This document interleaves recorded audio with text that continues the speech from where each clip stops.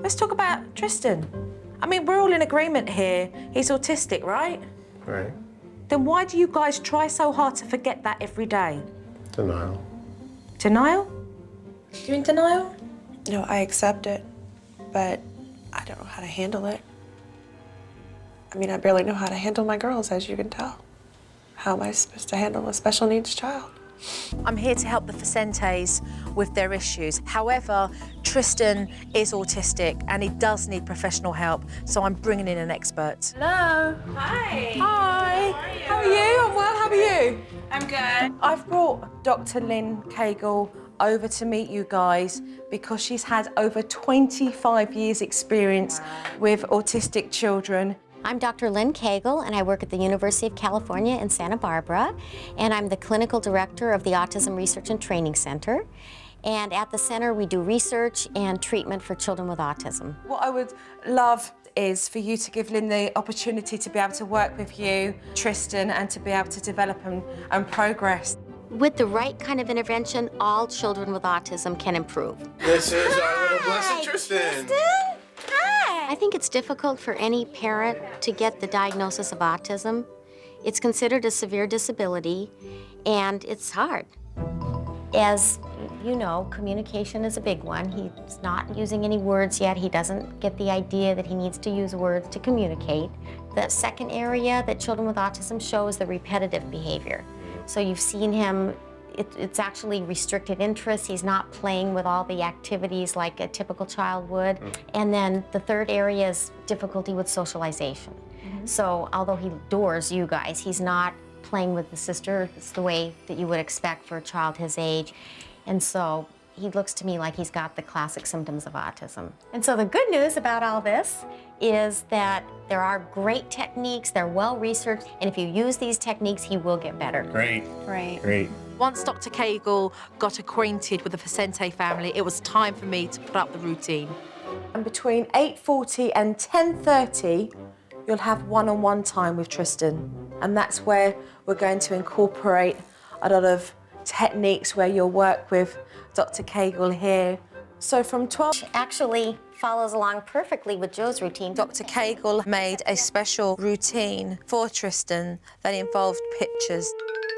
At this point, his visual is probably better than his verbal. Right. So explaining the things will be more difficult to him, but what we want him to be able to do is see each activity, and when he's done, he can take it off and put it in a little envelope so he can see what's left. Dr. Cagle's schedule will help Tristan realize certain things do happen in an order throughout the day, and it's not just chaos. And as much structure as we can bring to his world, it will definitely help. Let's get cracking. Yeah. One thing that could make a massive change for this family is to develop Tristan's speech. So Dr. Cagle introduced the communication technique. Today we started with 3 steps for working on communication. The first one was finding something he likes, and something that he likes enough that he's going to try to talk for. Tristan loves the swing, so we use that to provide opportunities for him to say swing. Just push him a little bit and get him involved in the activity, and then stop the swing and say swing. Okay. Woo! This is the highlight of his day. Yeah, so let's stop him, and now try to prompt it. Swing. The second step is prompting him to talk, and the third is rewarding him for any attempt or any good word. Swing? Swing? Tristan, swing? You have to say the word 10 times before he'll even try to say it or attempt to say it, and he'll be upset, which that's going to be really hard for me as a mother because he's my baby. I want him not to swing too much without saying it so he doesn't think, oh, I'm sorry. Oh, gosh. Come here. Come on, let's go in the house. Let's go play. We have to keep giving him opportunities and keep working at it. Tristan. Cookie? Cookie?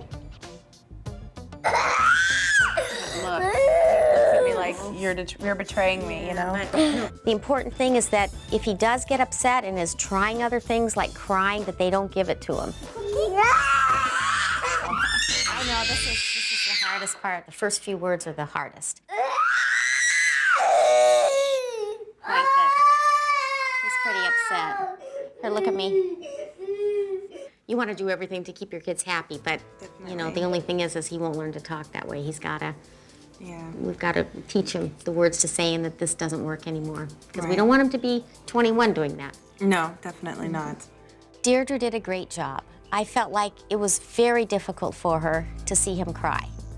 But he has to learn that if he cries, it's not a good way to communicate. Tickle, tickle, tickles. Tickle, tickle, tickles. Tickle? It's important that he learns that he's got to try to say the word in order to get the item that he wants. Tickle? Tickle?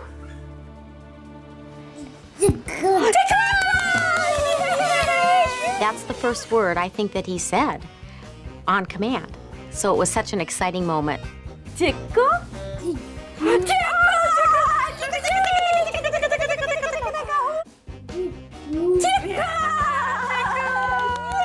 I think he's laughing and saying it because he knows what he's gonna get.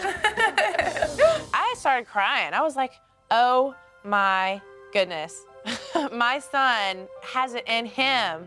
And if he has it in him, I am all for bringing out his potential.